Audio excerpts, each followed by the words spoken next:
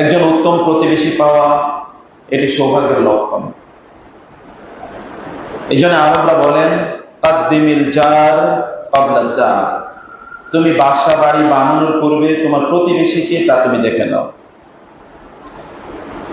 প্রতিবেশীর হক এবং অধিকার ইসলামে এত ব্যাপক পরিমাণে দিয়েছে যে রাসূলুল্লাহ সাল্লাল্লাহু আলাইহি ওয়াসাল্লাম বলেছেন, আমার জিবরিল প্রতিবেশীর ব্যাপারে এত বেশি নাসিহা বা ওসিয়ত আমাকে করেছে যে আমি ভেবেছিলাম যে ইউয়ারিসু হোমনি, যে তাদেরকে আমার উত্তরাধিকারী তিনি বানিয়ে ফেলেন কিনা, বা তাদেরকে প্রতিবেশীদেরকে উত্তরাধিকারী বানিয়ে ফেলেন কিনা, এরকম আমি ভয় পাচ্ছিলাম। প্রতিবেশীদের সাথে উত্তম আচরণের জন্য রাসূলুল্লাহ সাল্লাল্লাহু আলাইহি ওয়াসাল্লাম বলেছেন, একজন নারী তিনি খুবই দিনদার, কিন্তু প্রতিবেশীর সাথে তার সম্পর্ক ভালো ছিল না, এই দিনদারি তাকে বাঁচাতে পারেনি, হিয়া ফিন্নার। আরেকজন ব্যক্তি যিনি প্রতিবেশীর সাথে, আরেকজন নারী তিনি প্রতিবেশীর সাথে উত্তম আচরণ করতেন আর বেসিক ইবাদত গুলো করতেন, রাসূল ইসলাম বলেন হিয়া ফিল জান্নাহ, হিয়া ফিল জান্নাহ। উত্তম প্রতিবেশী পাওয়া এটি সৌভাগ্য। কোরআনে আল্লাহ সুবহানাহু ওয়া তাআলা প্রতিবেশীর কথা বলেছেন, ওয়াল জারি যিল জামবি ওয়াস সাহিবি বিল জামবি। আল্লাহ তাআলা আমাদেরকে বলেছেন প্রতিবেশী আমাদের পাশে যারা থাকেন তাদের প্রতি আমাদের আচরণ কি হবে, সেই নির্দেশনা, তাদের হক, তাদের অধিকার তাদেরকে প্রদান করতে রাসূলুল্লাহ সাল্লাল্লাহু আলাইহি ওয়াসাল্লাম আমাদেরকে বলেছেন, আল্লাহ তাআলা আমাদেরকে বলেছেন। উত্তম প্রতিবেশী পাওয়া এটি সৌভাগ্যের। এই জন্য রাসূল সাল্লাল্লাহু আলাইহি ওয়াসাল্লাম বলেছেন আরবাউন মিনাস সাআদা, চারটি জিনিস হচ্ছে আপনার সৌভাগ্যের প্রতীক। চারটি জিনিস যদি থাকে তাহলে আপনি সৌভাগ্যবান, এটি মনে করবেন। তোর মধ্যে একটি হলো আল মারআতুস সালিহা, উত্তম স্ত্রী থাকা মানে হচ্ছে আপনি একজন সৌভাগ্যবান ব্যক্তি। 2 নম্বর হচ্ছে আল মারকাবুল হানি, অর্থাৎ আল বাইতুল ওয়াসি, আপনার একটা প্রশস্ত বাড়ি আছে, বাসা আছে, যেখানে প্রশস্ত মানে আপনার জন্য যথেষ্ট, এটা যে আপনার থাকার জন্য মোটামুটি যথেষ্ট, এরকম একটা বাসা আপনার আছে, সেটি নিজের হোক অথবা ভাড়া হোক।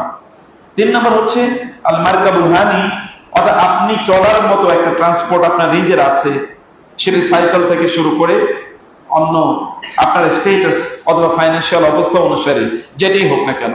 এবং 4 নম্বর হচ্ছে আল জারুস সালিহ, অথবা 2 নম্বরে হাদিসে রাসূল ইসলাম আল জারুস সালিহ বলেছেন, আল মারআতুস সালিহা আল জারুস সালিহ, উত্তম স্ত্রী এবং উত্তম প্রতিবেশী। ব্যক্তি জাহান্নামে যাবে যদি প্রতিবেশীর স্ত্রীকে উত্ত্যক্ত করে বা বিরক্ত করে, কারণ প্রতিবেশীর অধিকার আছে। এমনকি প্রতিবেশী যদি না থাকে তাহলে তার অনুপস্থিতিতে তার বাসার খোঁজ খবর রাখা এবং সেখানে কোনো প্রয়োজন হলে প্রয়োজন মেটানো, এটা হচ্ছে প্রতিবেশীর দায়িত্ব। প্রতিবেশী কখনো কখনো ব্যক্তির হয়, কখনো কখনো পরিবারের হয়, কখনো কখনো সমাজের হয়, কখনো কখনো রাষ্ট্রের হয়। উত্তম প্রতিবেশী পাওয়া এটিও একটি সৌভাগ্য। অথবা প্রতিবেশী উত্তম আচরণ করা, এটা প্রতিবেশীর দায়িত্ব। তো আমরা দুর্ভাগ্যজনক ভাবে আমরা একটা বর্বর প্রতিবেশী পেয়েছি, যে প্রতিবেশীর বর্বরতা, নৃশংসতা, অথবা যে প্রতিবেশীর তার জুলুম, অত্যাচার, নিপীড়ন, নির্যাতন ইত্যাদি থেকে আমরা কখনোই বাঁচতে পারিনি, কখনোই না। সদা সর্বদাই এরকম একটা প্রতিবেশীর অত্যাচারে, নিপীড়নে আমরা একেবারে পিষ্ট হয়ে আছি। কখনো কখনো এমন হয় যে আমাদের বর্ডারে তারা লোক মারে, কখনো কখনো এমন হয় যে আমাদের দেশের অভ্যন্তরে অন্যায়ভাবে তারা এখানে নাক গলায়, কখনো কখনো এমন হয় যে আমাদের এখানে তাদের এত বেশি লোককে তারা এখানে ঢুকিয়ে রাখে যে আমাদের উপর তারা প্রভাব বিস্তার করে, অ্যাজ ইফ তারাই এখানকার কন্ট্রোলার। কখনো কখনো এমন হয় যে তারা এখানকার পানি দিয়ে তারা প্লাবন করে দেয়। কখনো কখনো এমন হয় যে তারা আমাদের যতটুকু পানি পাওয়ার কথা আমাদের অধিকার অনুসারে ততটুকু পানি থেকে আমাদেরকে বঞ্চিত করে, এবং আমাদের কৃষকরা যথেষ্ট পরিমাণ পানি না পেয়ে তারা কৃষি কাজ করতে তারা পারে না। এই কারণে আমাদের নদীগুলো এগুলো শুকিয়ে যায়। এরকম অসংখ্য ঘটনা ঘটে। একটি প্রতিবেশী তার যে দায়িত্ব আছে, সে দায়িত্বের অনুভূতি যখন না থাকে তখন পাশের লোকেরা তারা খুবই কষ্টের মধ্যে থাকে। আব্দুল্লাহ ইবনে মুবারক রাহিমাহুল্লাহ এর একজন প্রতিবেশী ছিলেন। প্রতিবেশী ছিল ইহুদি। ইহুদি তার ঘরকে বিক্রি করবেন, তিনি তার ঘরের দাম চাইলেন 10,000 দিরহাম। একজন মুসলিম সেটি কিনতে চাইলেন। তিনি তাকে বললেন, তোমার ঘরের দাম তো সর্বোচ্চ 1000 দিরহাম হতে পারে, তুমি এটার দাম 10,000 দিরহাম চাইলে কেন? তিনি বললেন, এটার দাম 1000 দিরহাম বটে, কিন্তু এই ঘরটি যেহেতু আব্দুল্লাহ ইবনে মুবারক রাহিমাহুল্লাহ এর ঘরের সাথে তার পাশে একটা উত্তম প্রতিবেশীর কারণে এটার দাম বেড়ে গেছে আরো 10 গুণ, অতএব এটার দাম 10,000। কেবল প্রতিবেশীর কারণে। রাসূলুল্লাহ সাল্লাল্লাহু আলাইহি ওয়াসাল্লাম ইহুদি প্রতিবেশীদের তিনি খবর নিতেন এবং তাদের তিনি হাদিয়া তোবা পাঠাতেন। আলী রাদিয়াল্লাহু তাআলা আনহু, মুসলিম উম্মাহ যুগ যুগ ধরে তারা তাই করেছেন। ইমাম আবু হানিফা রাহিমাহুল্লাহ এর একজন প্রতিবেশী ছিলেন যে ছিল মদখোর। একবার মদ খেয়ে রাতের বেলা মাতলামি করত। ইমাম উল আজম এর ইবাদতে কখনো কখনো খনন ত্রুটি তৈরি হতো। এক রাতে তিনি দেখলেন যে কোনো চিৎকার চেঁচামেচি নাই। তিনি ভাবলেন তার হয়েছে কি, একটু খবর নেই। প্রতিবেশী তো, খবর নিয়ে শুনলেন তাকে শর্তা পুলিশ ধরে নিয়ে গেছে। ইমাম আজম ইমাম আবু হানিফা রাহিমাহুল্লাহ তিনি পুলিশের কাছে গিয়ে বললেন, ওকে ছেড়ে দাও। বলে, ইমাম আপনি বলছেন? বলে, হ্যাঁ ছেড়ে দাও, ও তো মদ্য। বলে, ছেড়ে দেন, আমার প্রতিবেশী। লোকটি পরের দিন সকালে তিনি জিজ্ঞেস করলেন, আমাকে ছাড়িয়ে নিয়ে আসলো কে? আমার তো ছেড়ে আসার কথা না, আমাকে তো ছেড়ে দেওয়ার কথা না। শুনলে যে ইমাম আবু হানিফা রাহিমাহুল্লাহ তাকে ছাড়ানোর জন্য সুপারিশ করেছেন, ছেড়ে দেওয়ার জন্য সুপারিশ করেছেন। তিনি বললেন, আমি ওনাকেই উত্তক্ত করি, বিরক্ত করি, আর উনি আমাকে ছাড়ানোর জন্য এই কাজটি করলেন, অতএব এখন থেকে আমি একজন ভালো দিনদার আল্লাহওয়ালা মানুষ হয়ে যাব। এবং তিনি মদ ছেড়ে দিয়ে তিনি এবার নামাজি হয়ে গেলেন। উত্তম প্রতিবেশী একজন মানুষকে কিভাবে spiritually, physically, financially, in all the cases and situations তাকে উত্তম প্রতিবেশী কিভাবে সাহায্য এবং সহযোগিতা করে দেখেন। উত্তম প্রতিবেশীর এরকম অসংখ্য উদাহরণ আছে। এক প্রতিবেশী ছিল আসিয়া আলাইহিস সালাম এর, তার প্রতিবেশী, তার স্বামী একই বেডে তো প্রতিবেশী থাকে। বেডে প্রতিবেশী থাকে না? আমাদের বেডে শুয়ে থাকে আমাদের আরেক প্রতিবেশী, পরম প্রতিবেশী। তিনি কে? আমাদের স্ত্রী অথবা আমার স্বামী। এক কোনায় আসিয়া আলাইহিস সালাম তার বেডে শুয়ে থাকতেন আরেক প্রতিবেশী, সে ছিল ফেরাউন।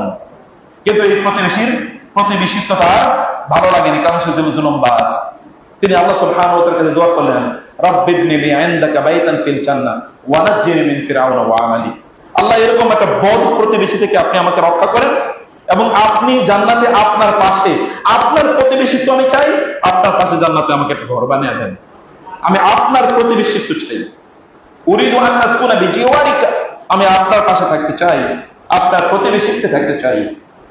বনু সালামা গোত্র যখন মদিনার মসজিদ নববী এর কাছ থেকে এর আশপাশে যখন ইহুদিরা এখান থেকে চলে গেল, আশপাশ জায়গাগুলো ফাঁকা হয়ে গেল।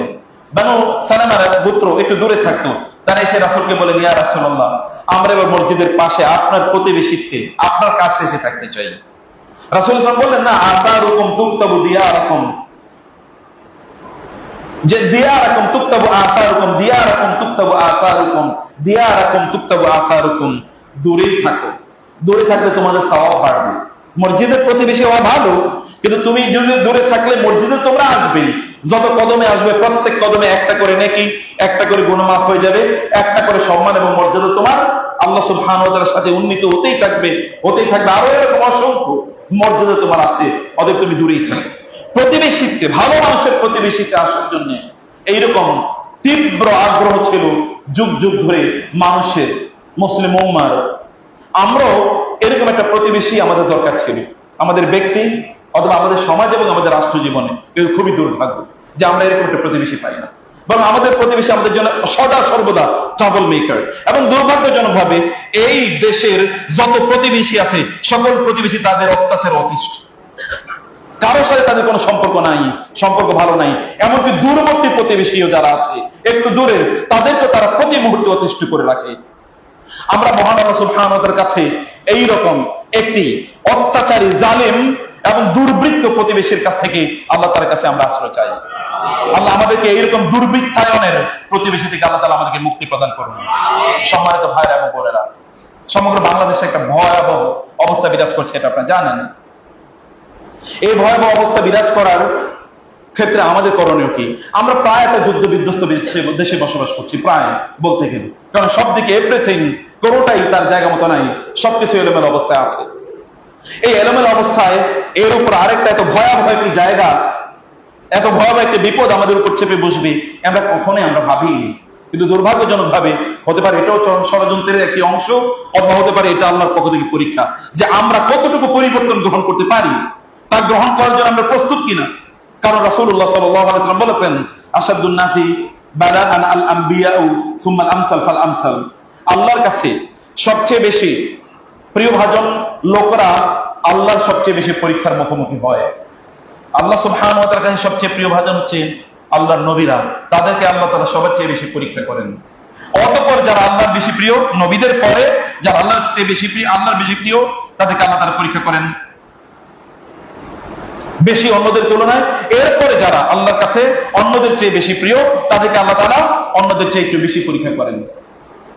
রাসূলুল্লাহ সাল্লাল্লাহু আলাইহি ওয়াসাল্লাম বলেছেন, ইউবতালাল মারউ আলা হাসবি দীনিহি, একজন ব্যক্তি তার দ্বীনদারির উপর ভিত্তি করে পরীক্ষার মুখোমুখি হয়।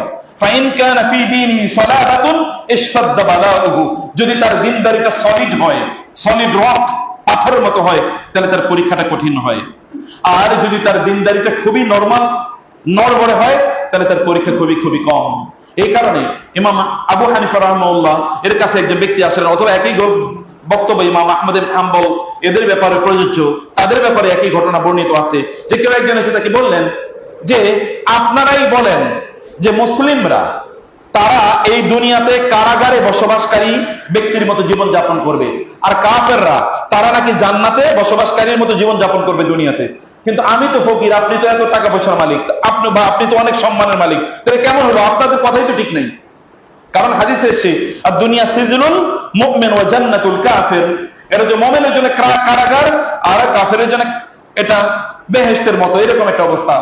তাহলে আমাদের মতো তো, আমাদের জন্য তো এরকম হলো না। তিনি তাকে বলেন, আরে তুমি তো বুঝোই নাই, আল্লাহ তাআলা জান্নাতে আমাদের জন্য, মুমিনদের জন্য যা ব্যবস্থা করে রেখেছেন, সেই তুলনায় আমরা দুনিয়াতে যা ভোগ করতেছি, এটা কারাগারেও তো মানুষ খায়, এরকম খাওয়া। জান্নাতে আল্লাহ তাআলা তার চেয়ে অনেক বেশি ব্যবস্থা আমাদের জন্য করে রেখেছেন। আর জাহান্নামে তোমাদের মতো কাফের এবং মুশরিকদের জন্য যে শাস্তির ব্যবস্থা আল্লাহ করে রেখেছেন, ওইটার তুলনায় দুনিয়াতে যতটুকু কষ্ট পাচ্ছ, এটা বেহেশতের মতোই। যেমন যে ব্যক্তি জাহান্নামে যাবে, তাকে প্রশ্ন করা হবে যে তুমি কি পৃথিবীতে হতে পারে যে খুব ক্ষমতাশালী, খুবই অর্থবিত্তশালী অথবা সুস্থ সবল এরকম কোন ব্যক্তি জাহান্নামে যখন শাস্তি ভোগ করবে, তাকে বলা হবে তুমি কি দুনিয়াতে কোন কিছু ভোগ করেছিলে, কোন সুখ ভোগ করেছিলে দুনিয়াতে?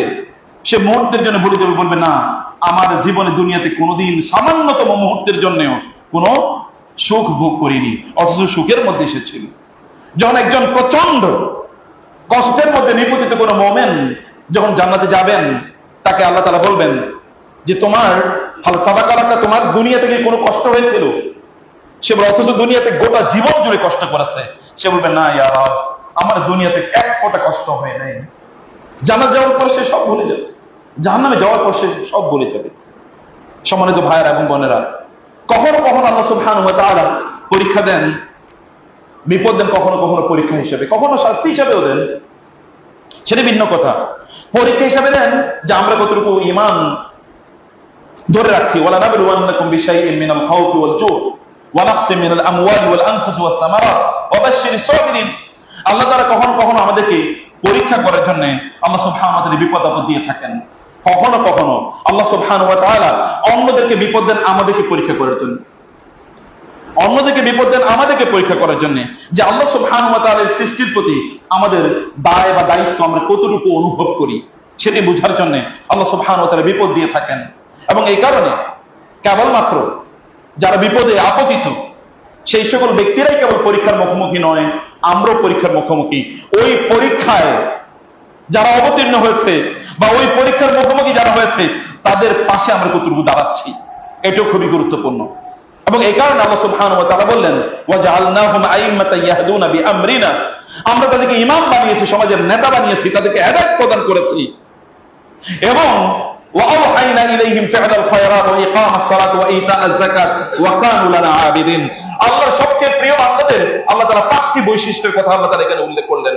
একদিকে হচ্ছে তারা সমাজে মানুষের পাশে গিয়ে তারা দাঁড়ায়, সমাজে তারা ভালো কাজে ফ্রন্ট লাইনে থেকে তারা নেতৃত্ব প্রদান করে। এবং 2 নম্বর হচ্ছে ওয়াআওহাইনা ইলাইহিম ফি'লাল খায়রাত, এটা হেদায়েতের। আপনি যে হেদায়েত প্রাপ্ত হয়েছেন এবং আপনি যে জান্নাতের পথে অব্যাহতভাবে চলছেন, কন্টিনিউয়াসলি আপনি চলছেন, তার প্রমাণ হলো এক নম্বর যে আপনি for the welfare of the humanity আল মাসলাহা আল মুরসালা, মানবতার সেবায় আপনি ফ্রন্ট লাইনে থেকে কাজ করছেন। আপনি কেবলমাত্র সেলফ সেন্ট্রিক না, আত্মকেন্দ্রিক না, আপনি এটি করছেন, এরকম একটা দিক। এবং 2 নম্বর বিষয় হচ্ছে আমরা জনকল্যাণ, সাধারণ মানুষের যত কল্যাণ আছে এটা কেবলমাত্র বিপদে আপতিত ব্যক্তির না, এমনি বিপদে না থাকলেও কোন একজন ব্যক্তির জন্য আমরা কল্যাণে কাজ করি। কল্যাণের কাজের অনেক দিক আছে, আমি সেটি আজকে আলোচনা করার চেষ্টা করবো ইনশাআল্লাহ। এবং 3 নম্বর হচ্ছে ওয়াকামা সালাতি, তারা নামাজ কায়েম করে, ওয়া ইতাইজ যাকাত, এবং তারা যাকাত প্রদান করে, ওয়া কানু লানা আবিদিন, এবং 5ম হচ্ছে তারা আল্লাহর ইবাদতে বেশি বেশি কি নিমজ্জিত। এরা কেবলমাত্র এটা বলে না আমি মানবতার ফেরিয়ালা, কিন্তু তারা জালিমের শাসক, জালিমের দোসর, এরকম না। মানবতার ফেরিয়ালা কিন্তু জালিমের দোসর এরকম নয়। তারা একদিকে মানবতার ফেরিয়ালা, মানবতার জন্য তারা কাজ করে, অন্যদিকে জুলুমের বিরুদ্ধে তারা গর্জে ওঠে। এরকম মানুষদেরকে আল্লাহ সুবহানাহু ওয়া তাআলা তিনি আল্লাহ তাআলা সবচেয়ে বেশি সম্মান মর্যাদা প্রাপ্ত, আল্লাহ সুবহানাহু ওয়া তাআলা সবচেয়ে বেশি অনুগ্রহ প্রাপ্ত মানুষ হিসেবে আল্লাহ সুবহানাহু ওয়া তাআলা তাদের কথা উল্লেখ করেছেন। সূরাতুল আম্বিয়াতে আল্লাহ সুবহানাহু ওয়া তাআলা বললেন, সম্মানিত ভাইয়েরা এবং বোনেরা, সেজন্য বলছি আমাদেরকে এখন পরীক্ষার মুখোমুখি বরং অন্যরা নয়, আমরা অনেক বেশি পরীক্ষার মুখোমুখি। যে ভাইয়েরা বিপদে আছেন তারা তো আছেনই, তাদের তো ধৈর্য ধরা ছাড়া কোনো উপায় নাই, কিন্তু আপনি এবং আমি অনেক বড় পরীক্ষার মুখে আছি। সেই পরীক্ষা, এই পরীক্ষায় কিভাবে আমরা উত্তীর্ণ হতে পারি সেই আইডিয়া আমাদেরকে ডেভেলপ করতে হবে কোরআন এবং সুন্নাহর আলোকে। সেই কাজগুলো বা উদ্যোগগুলো আমাদেরকে নিতে হবে কোরআন এবং সুন্নাহর আলোকে। সম্মানিত ভাইয়েরা, সম্মানিত বোনেরা আমার, আমরা এই মুহূর্তে আমাদের করণীয় কি শুনুন। আমাদের এই মুহূর্তে অনেক করণীয় আছে, আমাদের এই মুহূর্তে অনেক কাজ আছে, সেই কাজগুলো আমাদেরকে করতে হবে। সামষ্টিকভাবে আমাদের যে কাজগুলো করা দরকার এগুলো কয়েক দফা একটু বলে রাখি। 1 নম্বর হচ্ছে কোরআন এবং সুবহানাহু ওয়া তাআলা তিনি বলেছেন, যখন আমরা তাদেরকে বিভিন্ন বিপদ আপদ দিয়ে পরীক্ষা করি, তখন তারা যদি তাদাররাউ ওয়া মাস্তাকানু ওমা তাদাররাউ ওয়া মাস্তাকানু, তারা আমার কাছে কান্নাকাটিও করে না, আমার কাছে আত্মসমর্পণ করে না। অতএব আমাদের 1 নম্বর কাজ হচ্ছে এখন আত্মসমর্পণ করা, কান্নাকাটি করা। প্রিয় ভাইরা, সামগ্রিকভাবে সকলে মিলে, এটা আমাদের প্রত্যেকের ব্যর্থতা, এটা আমাদের প্রত্যেকের জন্যই পরীক্ষা, যে আমরা যেন এই পরীক্ষায় কালেক্টিভলি সবাই মিলে যেন আমরা উত্তীর্ণ হতে পারি। এই জন্য আমাদেরকে পরীক্ষায় নিমজ্জিত করেছেন আল্লাহ তাআলা, আমাদেরকে পরীক্ষায় মুখোমুখি করেছেন। তিনি দেখতে চান যে আমরা এই পরীক্ষায় সফল হই কি সফল হই না। বাংলাদেশের আপনারা জানেন বিশাল 2টো অংশ, একদিকে চট্টগ্রাম বিভাগীয়, পুরো বিভাগের প্রায় প্রত্যেকটি জায়গায় এফেক্টেড, এবং ওইদিকে সিলেটও কিন্তু গত রাত থেকে এফেক্টেড হওয়া শুরু হয়েছে বন্যা কবলিত। আপনারা দেখেছেন এই যে মেইন সড়ক ঢাকা থেকে চট্টগ্রাম পর্যন্ত, এই যে মেইন যে রাস্তা, এই মহাসড়কের উপর এত পরিমাণ পানি যে রাস্তা দিয়ে গাড়ি পর্যন্ত যেতে পারছে না। প্রত্যন্ত অঞ্চলগুলোতে এরকম অবস্থা যে টিনগুলো কেবলমাত্র দেখা যায়। আপনি কি দেখেন না, একজন নারী তিনি চিৎকার করে বলেছেন, ভাই আমার পেটে 9 মাসের একটা বাচ্চা আছে, আমাকে একটু উদ্ধার করো। এটাকে আপনারা দেখেন না? মানুষ যখন বলে যে আমাদের বাঁচার মতো কেউ নেই, আমরা আর হয়তো 1-2 ঘন্টা বেঁচে থাকতে পারবো, ইলেকট্রিসিটি নাই, খাদ্য নাই, পানীয় নাই, তারা কারোর সাথে যোগাযোগ করবে, মোবাইলের ব্যাটারি পর্যন্ত নাই, কিছুই নাই, nothing is there with them. কেউ জানে না তারা কোথায় আছে, কিভাবে সেখানে যাবে। এত ব্যাপক পরিমাণ পানি, গত 40 বছরে বাংলাদেশের মানুষ এরকম অবস্থা দেখে নাই। এটা হঠাৎ করে আপনাদের উপর বিশাল বড় পরীক্ষায় আমরা গোটা জাতি সত্তা নিমজ্জিত। প্রিয় ভাইরা, আমরা গোটা এই কারণে আমাদের কালেক্টিভলি, আপনি কিছু না করতে পারেন, আমরা বলছি কিছু একটা করুন, যা পারেন করুন। কমপক্ষে আপনাকে 2টো হাত নাই, আপনাকে চোখ নাই, চোখ থেকে 1 ফোঁটা পানি আপনার পড়তে পারে না আপনার ভাইদের জন্য, আপনার বোনদের জন্য, এটা কি পড়তে পারে না? আমরা দুর্ভাগ্যজনক ভাবে দীর্ঘদিন পর্যন্ত আমরা এমন একটা কালচারে অভ্যস্ত হয়ে উঠেছি যে আমরা কাঁদতে ভুলে গেছি। এমন একটা কালচারে আমরা অভ্যস্ত হয়ে পড়েছি যে আমরা অশ্লীলতা এবং অসভ্যতা ইত্যাদির মধ্যে আমরা নিমজ্জিত হয়ে পড়েছিলাম। ফলে মানবতা আমাদের কাছ থেকে হারিয়ে গিয়েছে। আমরা একবারে সমাজের একেবারে টপ লেভেল থেকে শুরু করে যারা সমাজের, যারা হায়ার এসকেলেশনে যারা বসবাস করেছেন, যারা সমাজের পরিচালনার দায়িত্ব ছিলেন, তাদের মধ্যকার অপরাধের এত বিশাল পাহাড় ইত্যাদি দেখে দেখে আমাদের হৃদয়গুলো পাথর হয়ে গিয়েছে। আমাদের অন্তরে কোনো অনুশোচনা নাই, অথবা আমাদের অন্তরে কোনো ভাবাবেগ তৈরি হয় না, ভাবলেস তৈরি হয় না। আমরা কাঁদতে ভুলে গেছি, অথবা আমাদের অ্যাকশন রিয়াকশন কি হওয়া উচিত সেটা আমরা ভুলে গেছি, এটা আমরা বুঝিনি। আমাদের 1 নম্বর কাজ, প্রিয় ভাইরা বলছি, এই জন্য ভালো করে শুনুন।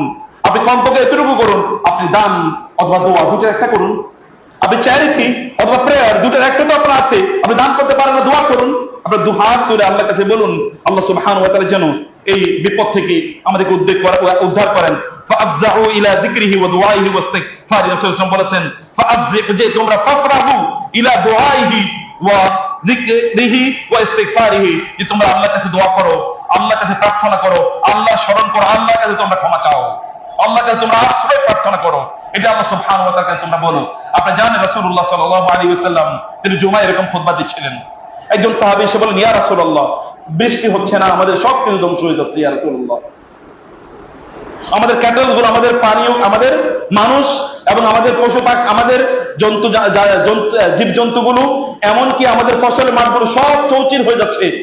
ইয়া রাসূলুল্লাহ, দোয়া করুন আল্লাহর কাছে। রাসূল আল্লাহর কাছে দোয়া করলেন, আল্লাহুম্মা আগিসনা, আল্লাহুম্মা আগিসনা, আল্লাহুম্মা আগিসনা। রাসূল দোয়া করছিলেন, এই দোয়ার মধ্যে বৃষ্টি নাজিল হওয়া শুরু হলো। এবং সাহাবায়ে কেরাম বললেন, আমরা দেখতে পাচ্ছিলাম রাসূল সাল্লাল্লাহু আলাইহি ওয়াসাল্লামের দাড়ি মোবারক বেড়ে বেড়ে বৃষ্টির পানি পড়ছিল। এক সপ্তাহ পরে ওই সাহাবী আবার আসলেন, তখন রাসূল খুতবা দিচ্ছিলেন এবং বলেন, ইয়া রাসূলুল্লাহ, বৃষ্টি এত পরিমাণ হয়েছে সব ভেসে যাচ্ছে ইয়া রাসূলুল্লাহ, আল্লাহর কাছে দোয়া করুন যেন আল্লাহ বৃষ্টি সরিয়ে নেন। রাসূল সাল্লাল্লাহু আলাইহি ওয়াসাল্লাম আল্লাহর কাছে দোয়া করলেন, আল্লাহুম্মা হাওয়ালাইনা লা আলাইনা, আল্লাহুম্মা হাওয়ালাইনা লা আলাইনা, আল্লাহ আমাদের উপর আর বৃষ্টি দিয়েন না, আল্লাহ অন্য জায়গায় আপনি বৃষ্টি সরিয়ে নিয়ে নেন। আলাল আকামি ওয়াল জুজাম ওয়াল জারাবি ওয়া মানার বিতুল খায়র ওয়া সুয়ুরিল আউদিয়া, এরকম বিভিন্ন জায়গার কথা রাসূল বললেন, হে আল্লাহ, আপনি ওই যেখানে পানিগুলো আটকে থাকে এরকম জায়গায় পানিগুলো নিয়ে যান, বৃষ্টি সেখানে বর্ষণ করুন, এবং যেখানে ফসল উৎপাদন ওই জায়গায় আপনি বৃষ্টি নিয়ে যান, ওই অঞ্চলে নিয়ে যান, এই অঞ্চলে আর বৃষ্টি দিয়েন না। তিনি দোয়া করেছেন, মুহূর্তের মধ্যে গোটা আকাশ ফাঁকা হয়ে গেছে। রাসূলুল্লাহ সাল্লাল্লাহু আলাইহি ওয়াসাল্লাম দোয়া করেছেন, তিনি আমাদেরকে শিখিয়ে গিয়েছেন আমরা যেন আল্লাহর কাছে দোয়া করি। কি কি দোয়া করতে হবে আমাদেরকে আল্লাহ সুবহানাহু ওয়া তাআলার কাছে, সেটি নিয়ে আমরা একটু পরে আপনাদেরকে কিছু আলোচনা করব, সেটি আপনারা অবশ্যই মনে রাখবেন। এক নম্বরে যেটা বলছি প্রিয় ভাইরা, যে আল্লাহ সুবহানাহু ওয়া তাআলার কাছে দোয়া করতে হবে। দুই নম্বর হচ্ছে গুনাহগুলো ছেড়ে দিতে হবে। আপনি জানেন সেই বিখ্যাত হাদিসটি, রাসূলুল্লাহ সাল্লাল্লাহু আলাইহি ওয়াসাল্লাম বলেছেন, বিভিন্ন অপরাধের কারণে, গুনার কারণে আল্লাহ সুবহানাহু ওয়া তাআলা মানুষকে শাস্তি প্রদান করেন। আপনি মনে করবেন এখন তো ওর গুনাহ করার লোক না, এখন তো আমরা সব ফেরেশতা, অতএব এখন কেন তাই বিপদ হচ্ছে, এটা মনে করার কোনো কারণ নাই। যারা অপরাধ করেছে তারা তো করেছেই, আমরাও ওই একই অপরাধের অপরাধী, আমরা তো একই অপরাধের অপরাধী। সে অপরাধের ধারাবাহিকতা এখনো শেষ হয়ে যায় নাই, অপরাধের ধারাবাহিকতা এখনো আছে। আপনি অপরাধ করেছেন অথবা করেন নাই, অথবা অন্য কেউ অপরাধ করেছে বা করেন নাই, কেউ না কেউ অপরাধ করেছে। মোস্ট অফ দ্য পিপল কোনো না কোনো ভাবে তারা অপরাধের মধ্যে নিমজ্জিত হয়ে আছে। আল্লাহ সুবহানাহু ওয়া তাআলা অপরাধের কারণে, গুনার কারণে আল্লাহ সুবহানাহু ওয়া তাআলা কখনো কখনো আমাদেরকে জাগিয়ে তোলেন যে তোমরা জাগো, তোমরা গুনার মধ্যে নিমজ্জিত হয়ে আছো। সে কারণে প্রিয় ভাইরা, কমপক্ষে সিদ্ধান্ত নিন যে আপনি একটা গুনাহ ছাড়বেন। আচ্ছা, একবার চিন্তা করে দেখুন তো, যে ভাইয়েরা বিপদে গ্রস্ত আছে এবং এর মধ্যে অনেকে মারাও গিয়েছে, ছোট শিশুগুলো তারা দেখছেন বেশি উঠছে। আমি গতকাল দেখছিলাম যে একটা শিশুকে কয়েকজন তুলে ধরছিল এবং কয়েকজন মাথায় নিয়ে তাকে এদিক সেদিক ঘোরাফেরা করছিল, দৌড়াচ্ছিল অথবা ঝাঁকাচ্ছিল যেন পানি তার পেট থেকে পড়ে। আমি জানি না সেই শিশুটি কি বেঁচে ছিল কিনা, আমি জানি না। আমি দেখলাম একজন বাবা তার 3-4টা বাচ্চাকে কোলে নিয়ে তিনি পার হচ্ছেন। আমি জানি না কিভাবে তিনি পার হয়েছেন। এরকম অসংখ্য ঘটনা, এগুলো তো কিছুই আসে না। মানুষ কিভাবে বলবে, সেখানে তাদের কোনো যোগাযোগের সুযোগ নাই, মানুষ সব বলতে পারছে না অথবা সব আপনাদের সাথে শেয়ার করতে পারছে না। যা আমরা জানছি 1000 ভাগের 1 ভাগ অথবা তাই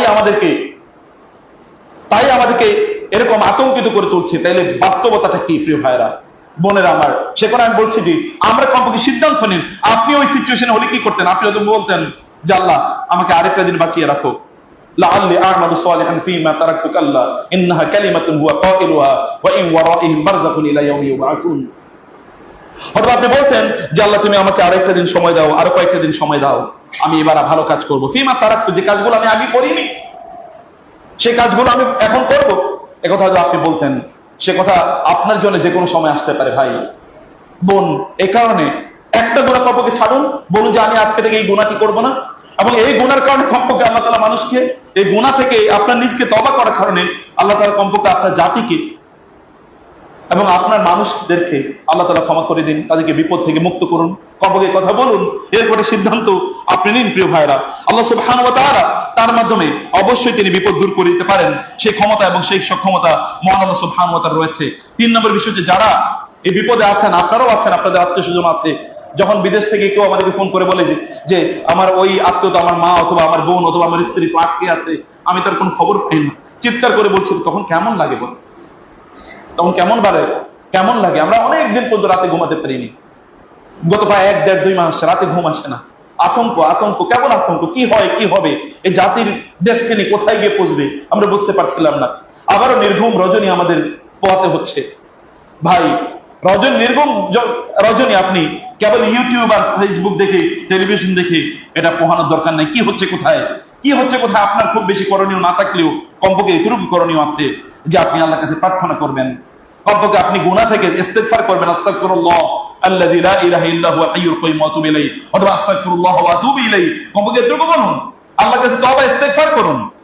এবং আজকে তো দোয়া কবুলের মুহূর্ত আছে, এখনো দোয়া কবুলের মুহূর্ত, আসর এবং মাগরিব পর্যন্ত দোয়া কবুলের মুহূর্ত। আল্লাহকে বলুন, আল্লাহ তুমি আমাদের ভাইদেরকে, আমাদের বোনদেরকে তুমি উদ্ধার করো। এটা আল্লাহ সুবহানাহু বলুন প্রিয় ভাই, এটা আপনার অন্তরটা নরম হবে, এতে আপনি লাভবান হবেন। মনে রাখবেন এটা একটা লেগাসি, যখন আপনি কারোর জন্য দোয়া করেন একই দোয়া আপনার কাছে ফিরে আসে, আপনার জন্য ফিরে আসে। আপনি কারো বিপদ মুক্তির জন্য দোয়া করলে ফেরেশতা তো বলে আল্লাহ তার বিপদ দূর করে দাও। আপনি তো জানেন না কি বিপদ আপনার সামনে আছে, আপনি জানেন না, আপনি you don't know the future, the future is unknown to you. আপনি আল্লাহ তাআলার কাছে ইম্প্যান্ডিং ডেঞ্জার, যে সকল ডেঞ্জার বিপদ সামনে আছে এগুলো থেকে আল্লাহর কাছে আশ্রয় চান, এবং এটা আপনাকে বলতে হবে। ধৈর্য ধারণ করতে হবে আমাদেরকে, ব্যাপক পরিমাণ ধৈর্য, অধৈর্য হলে চলবে না। ওয়ালানাবলুওয়ান্নাকুম বিশাইইন মিনাল খাউফি ওয়াল জু' ওয়া নাকসিন মিনাল আমওয়ালি ওয়াল আনফুসি ওয়াস সামারাত ওয়া বাশশিরিস সাবিরিন আল্লাযীনা ইযা আসাবাতহুম মুসিবাতুন ক্বালু ইন্না লিল্লাহি ওয়া ইন্না ইলাইহি রাজিউন উলাইকা আলাইহিম সালাওয়াতুম মির রাব্বিহিম ওয়া রাহমাহ। Allah that those people, the people who are affected severely by this inhuman atrocity of the neighboring countries, তাদেরকে হয়তো আল্লাহ সুবহানাহু ওয়া তাআলা অনেক উত্তম কিছু দেবেন। They will get their share either in this world or the hereafter. তারা এই দুনিয়াতে বা আখিরাতে তারা তাদের এই ধৈর্যের জন্য তারা পাবেন, কিন্তু আমরা যেন সেটা থেকে যেন বঞ্চিত না হই, এখন আমাদের ধৈর্য ধারণ করা দরকার, উত্তম ভাবে কথা বলা দরকার, উত্তম ভাবে নাসিহা করা দরকার, উত্তম ভাবে সময়গুলো ব্যয় করা দরকার, উত্তম ভাবে আমাদের সময়গুলোকে কাটানো দরকার, এবং আমরা কল্যাণের মাধ্যমে যেন আমাদের সময়গুলো কাটাই সেই চিন্তা অবশ্যই আমাদেরকে করতে হবে। আল্লাহ সুবহানাহু ওয়া তাআলা লুকমান আলাইহিস সালাতু ওয়াস সালামের আলোচনা করতে গিয়ে আমাদেরকে বলেছেন, ইয়া বুনাইয়া আকিমিস সালাতা ওয়া আমুর বিল মারুফ ওয়া নহি আনিল মুনকার ওয়াসবির আলা মা আসাবাক ইন্না যালিকা মিন আজমিল উমুর। অবশ্যই ধৈর্য ধারণ করাই হচ্ছে আপনি সিদ্ধান্তের ক্ষেত্রে যে প্রচন্ড দৃঢ়, এটা তার একটা প্রমাণ। ধৈর্য ধারণ করা এটা খুবই গুরুত্বপূর্ণ। ইন্নামা ইউওয়াফাস সাবিরুনা আজরাহুম বিগাইরি হিসাব। যে কোনো বিপদে আপনিও পড়ুন না কেন, অবশ্যই আপনাকে ধৈর্য ধারণ করতে হবে। রাসূলুল্লাহ সাল্লাল্লাহু আলাইহি ওয়াসাল্লাম তিনি যাচ্ছিলেন একটা কবরের পাশে দিয়ে, একজন মহিলা সেখানে কাঁদছিলেন। রাসূল তাকে বলেন, ইসবিরি ওয়াহতাসিবি, ধৈর্য ধারণ করো, আল্লাহর কাছে তুমি এর প্রতিদান চাও। তিনি বললেন, বিপদ তো আমার, আমি তো বুঝি আমার বিপদটা কি, আপনি তো আর বুঝবেন না, আপনি তো বলতে পারেন, নসিহত তো করাই যায়। এই কথা বললে রাসূল সাল্লাল্লাহু আলাইহি ওয়াসাল্লাম চলে গেলেন সেখান থেকে। তিনি বুঝতে পারেন না যে তিনি রাসূলকে বলছেন। কেউ কেউ বলে, তুমি কি জানো কার সাথে কথা বলছো? না, জানি না তো, তুমি তো রাসূলের সাথে কথা বলেছো। তিনি বুঝলেন সর্বনাশ করে ফেলেছি। তিনি দৌড়ে গেলেন এবং বললেন, ইয়া রাসূলুল্লাহ, আমি আপনাকে চিনতে পারি না, ক্ষমা করে দিন, আমি ভুল করে ফেলেছি। রাসূল সাল্লাল্লাহু আলাইহি ওয়াসাল্লাম কেবল বললেন, ইন্নামাস সাবরু ইনদা সাদমাতিল উলা, ধৈর্য ধারণ করতে হয় প্রথম আঘাতের সময়। চিৎকার চেঁচামেচি করে ক্লান্ত হয়ে ধৈর্য ধারণ করা নয়, ধৈর্য ধারণ করতে হয় প্রথমেই। অথবা আমাদেরকে প্রথম থেকে ধৈর্য ধারণ করা এটি গুরুত্বপূর্ণ কাজ, এটি খুবই গুরুত্বপূর্ণ কাজ। ইবাদতের মাত্রাটাকে বাড়িয়ে দিতে হবে। আল্লাহ সুবহানাহু ওয়া তাআলা বলেছেন, ওয়ালাউনাহুম বিল হাসানাতি ওয়াস সাইয়্যাতি লাআল্লাহুম ইয়ারজিউন। You should come back to Allah. যদি আপনি এখন আল্লাহর পথে ফিরে না আসেন, তাহলে আল্লাহর পথে ফিরে আসুন। কেউ আমাদেরকে বলছিল যে এত বিশাল পরিবর্তন কিভাবে হলো?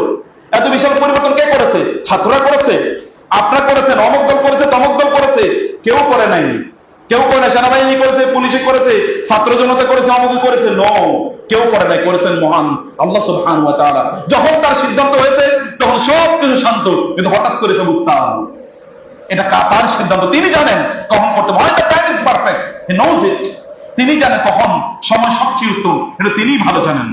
অতএব তার উপরে আস্থা রাখুন, বিশ্বাস রাখুন। মহান আল্লাহ সুবহানাহু ওয়া তাআলা জন্য যা কিছু রেখেছেন সেটি কল্যাণ করে, বিয়াদিকাল খায়র ইন্নাকা আলা কুল্লি শাইইন কাদির, আপনার হাতে সকল কল্যাণ। অতএব আল্লাহ তাআলার কাছে ফিরে আসুন, আল্লাহকে তার ডিউ শেয়ার তাকে প্রদান করুন, তার হক তাকে প্রদান করুন। আল্লাহর হক থেকে আল্লাহকে বঞ্চিত করবেন না।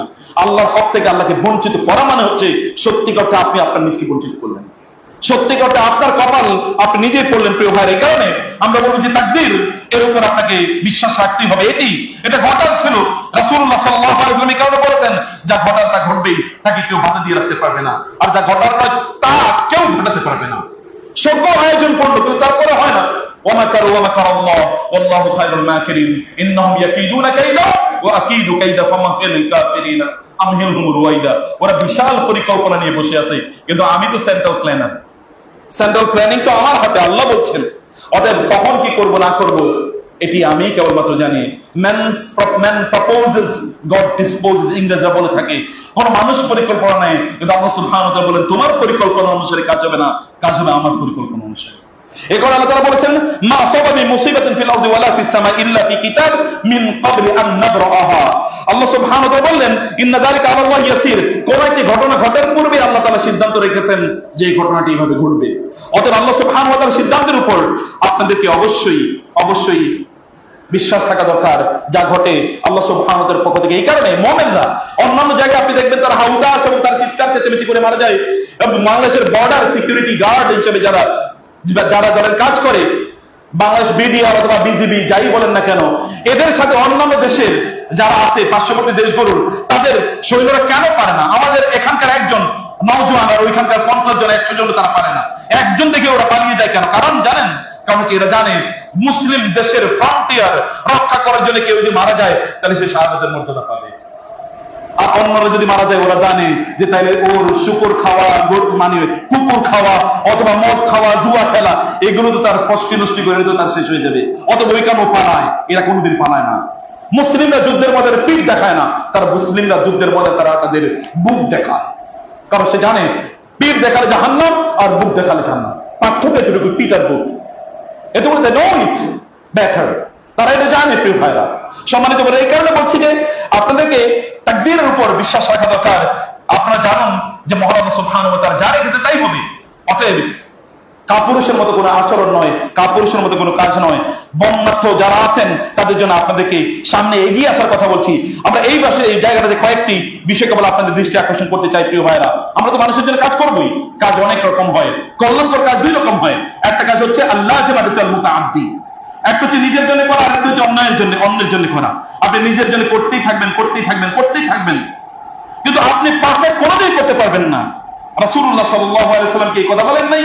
লা ইয়াদখুলু আহাদুকুম আল জান্নাতা বিআমালিহি, তোমাদের কেউ জান্নাতে তার আমলের মাধ্যমে প্রবেশ করতে পারবে না। সাহাবায়ে কেরামরা বলেন ওয়ালা আনতা ইয়া রাসূলুল্লাহ, আপনিও কিনা? তিনি বললেন ওয়ালা আনা, আমিও না, ইল্লা আন ইয়াতাগাম্মাদানি আল্লাহু বিরাহমাতিহি ওয়া ফাদলিহি, আল্লাহ তাআলা তার অনুগ্রহের মাধ্যমে কেবলমাত্র আমাকে জান্নাতে প্রবেশ করাবেন। এবং এই কারণে দেখবেন আপনি কোরআনে দোয়াগুলোর মধ্যে আছে রব্বিগফির ওয়ারহাম ওয়া আনতা খায়রুর রাহিমিন, রব্বিগফির ওয়ারহাম। আমরা রব্বানা গফির লানা, আল্লাহুম্মা গফিরলি ওয়ারহামনি, আমরা আল্লাহর কাছে আগে দোয়া করি ইগফির, আমাকে ক্ষমা করে দেন। ক্ষমা করে দেওয়া মানে হচ্ছে আমাদের গুনাহগুলো যা করেছি এই গুনাহগুলো মাফ করে দেয়া। কিন্তু গুনাহ মাফ মানে তো আপনি জান্নাতে যাওয়ার সার্টিফিকেট, টিকিট এখনো পাবেন না। জান্নাতে যাওয়ার টিকিট বা সার্টিফিকেট পেতে হলে আপনাকে ওয়ারহামনি, আল্লাহর রহমত লাগবে। এই জন্য রহমতের দোয়া করেন। আগে মাগফিরাত, যে আল্লাহ আপনি ক্ষমা করে দেন, কারণ আমি যা করেছি হতে পারে পারফেক্টলি তা করি নাই, অথবা যতটুকু করার কথা ছিল ততটুকু করতে পারি নাই, অতএব ত্রুটি তো রয়ে গেছে, আগে এটা ক্ষমা করে দেন। এরপরে এখন যা আমল করছি এগুলো তো কোনোটা কবুল হয়েছে হয় নাই, অথবা কিছু গুনাহ করেছি কিছু ভালো কাজ করছি, এখন তো সমান সমান জান্নাতে যাওয়ার মতো অবস্থা তো নাই। অতএব যাওয়ার জন্য আপনার রহমত লাগবে আল্লাহ। আমরা এভাবেই দোয়া করার জন্য আল্লাহ তাআলা আমাদেরকে শিখিয়ে দিয়েছেন। কিছু কাজ কেবল নিজের জন্য, সালাতুত তাহাজ্জুদ আদায় করলেন, কিয়ামুল লাইল করলেন, কোরআন তেলাওয়াত করলেন, আর অনেক কাজ করলেন নিজের জন্য। কিন্তু হোয়াট অ্যাবাউট আল মুতাআদ্দি? নবী রাসূলরা এবং আমাদের মধ্যে মৌলিক পার্থক্য কোথায় জানেন? নবী রাসূলরা তারা আল আমালুল মুতাআদ্দিয়া, তারা অন্যের জন্য করেছেন, আর আমরা কেবল নিজের জন্য করি।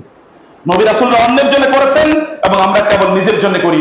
এই পৃথিবীতে রিয়েল ডিফারেন্সটা তৈরি হয় আপনি অন্যের জন্য কতটুকু করেছেন। দেখেন না, হাজার হাজার কোটি টাকা রেখে তারপরে পালাইছে লোকেরা, দেখেন নাই? সারা পৃথিবী জুড়ে একই ঘটনা। আপনি কেবল বাংলাদেশ এবং পাশের দেশের কথা চিন্তা করে লাভ নাই। হাজার হাজার কোটি, যেই পরিমাণ টাকা লোকেরা ইনকাম করেছিল ওই পরিমাণ টাকা দিয়ে কয়েকটা অট্টালিকা পর্যন্ত শুধু টাকা ইটের পরিবর্তে যদি ব্যবহার করা হয় তাও করা যেত, কিন্তু সেগুলো কই এখন? তারাই কই, আর সেই অর্থই কোথায়? এগুলো কেবল নিজের জন্য। যখন মানুষ করতে থাকে তখন তারা মানসিক রোগী হয়ে যায়, তখন তাদের মধ্যে ভালো মন্দ আর বুঝার কোন ক্ষমতা থাকে না, সব ক্ষমতা থাকে না। সে বুঝতে পারে না what is going to happen, what is the reality on the ground. বাস্তবে সমাজে কি আছে সেটা সে বুঝতে পারে না, কারণ একটা ঘোরের মধ্যে জাতীয় লোকেরা থাকে। আমরা এরকম একটা ঘোরের মধ্যে আছি, কেবল নিজের জন্য, কেবল সেলফ সেন্ট্রিক, ক্যাপিটালিজম, কনজিউমারিজম, আত্মকেন্দ্রিকতা, কেবল আমাদের নিজেদেরকে নিয়ে আমরা বাঁচি। চাচা আপন প্রাণ বাঁচা, এটা বাংলা ভাষায় বলে। নিজের প্রাণ বাঁচানোর জন্য আমরা কেবলমাত্র ব্যস্ত হয়ে থাকি, কিন্তু অন্যের জন্য করার কোন মানসিকতা নাই। অন্যের জন্য, নবী রাসূলরা অন্যের জন্য করার জন্য তারা এসেছেন। আল্লাহ সুবহানাহু ওয়া তাআলা আমাদেরকে বলেছেন নবী রাসূলদের সবচেয়ে উত্তম উত্তরসূরি আমরা, কুনতুম খায়রা উম্মাতিন উখরিজাত লিন-নাস, তোমরা শ্রেষ্ঠ জাতি, কারণ তোমাদেরকে মানুষের কল্যাণের জন্য তৈরি করা হয়েছে। وكذلك جعلناكم أمة وسطا لتكونوا شهداء على الناس ويكون الرسول عليكم شهيدا, তোমাদেরকে শ্রেষ্ঠতম জাতি বানিয়েছি কারণ তোমরা মানুষের কল্যাণ কিভাবে করতে হয় এটার এক্সাম্পল তোমরা মানুষকে সেট করে দেখাবা। তোমরা মানুষকে দেখাবা যে মানুষের জন্য কল্যাণে, মানুষের কল্যাণ এইভাবে নিজকে নিয়ে যদি করতে হয়। আপনাদের রাসূল কি করেছেন সাল্লাল্লাহু আলাইহি ওয়াসাল্লাম? তার কতটুকু প্রপার্টি ছিল, তার সম্পদ কতটুকু ছিল, তার সম্মান? রাসূলুল্লাহ সাল্লাল্লাহু আলাইহি ওয়াসাল্লাম কেবল রাসূল হওয়ার কারণে তার এত সম্মান এটাই না, তার মধ্যে চরিত্রগত এমন কিছু উপাদান ছিল যাকে অবশ্যই তাকে সম্মানের, তিনি যদি নবী না হতেন তাহলে তিনি মানবতার শ্রেষ্ঠতম মানুষ হতেন। নবী না হলে তিনি এই মানব জাতির শ্রেষ্ঠতম মানুষ তিনি হয়ে যেতেন। তার মধ্যে এমন কোয়ালিটি ছিল, তিনি নবী হওয়ার আগেও তো আরবের লোকেরা, ওই তৎকালীন জাহিলিয়াতের লোকেরা তাকে আল আমিন উপাধি দিয়েছিল, তাকে আস-সাদিক, তিনি কোনদিন মিথ্যা বলেন নাই নবী হওয়ার আগেও। এবং আল আমিন পরম বিশ্বস্ত। তার বাইরে আরেকটি বুখারীর বিখ্যাত দ্বিতীয় হাদিস, যখন তিনি হেরা গুহা থেকে ফিরে আসলেন তার স্ত্রীর কাছে, তার স্ত্রী তাকে বললেন, তিনি তাকে স্ত্রীকে বললেন আমি কি পাগল হয়ে গেলাম নাকি আমাকে জিন আক্রান্ত করেছে? তিনি তাকে বললেন না, কাল্লা ওয়াল্লাহি লা ইউখজিকা আল্লাহু আবাদা, নো নেভার, কখনোই হতে পারে না, আল্লাহ তাআলা কোনোদিন আপনাকে অপমানিত করবেন না, কখনো না। কারণ ইন্নাকা লা তাসিলুর রাহিমা, আপনি আত্মীয়দের সাথে সম্পর্ক রাখেন। ওয়া তাহমিলুল কাল্লা, মানুষের বিপদ আপদ আপনার নিজের কাঁধে আপনি তুলে নেন। মানুষের বিপদ কিন্তু আপনি ইট ইজ ইউনিক বিপদ, আপনি সেই বিপদ কাঁধে তুলেন। ওয়া তাকসিবুল মাদুমা, যাদের টাকা পয়সা নাই তার জন্য আপনি নিজে ইনকাম করেন, যাদের অর্থবিত্ত নাই তাদের জন্য আপনি নিজে ইনকাম করেন। ওয়াতুঈনু আলা ওয়া তাকরিউদ দাইফা, তুমি আপনি মেহমানদের মেহমানদারি করেন। ওয়াতুঈনু আলা নওয়াবিল হক, যখনই বিপদের প্রশ্ন আসে, যখনই মানুষের অধিকারের প্রশ্ন আসে, তখন সেখানে আপনি সবার চেয়ে আগে এগিয়ে যান। অতএব আপনাকে আল্লাহ কোনোদিন অপমানিত করবে না। সবচেয়ে সোশ্যাল ওয়ার্ক, সবচেয়ে সামাজিক কাজ, মানবের কল্যাণে এগিয়ে যাওয়া। এক লোক রাসূল সাল্লাল্লাহু আলাইহি ওয়াসাল্লামের বিরুদ্ধে করেছে আজীবন, রাসূলের প্রতি ঈমান আনে নাই মক্কায়।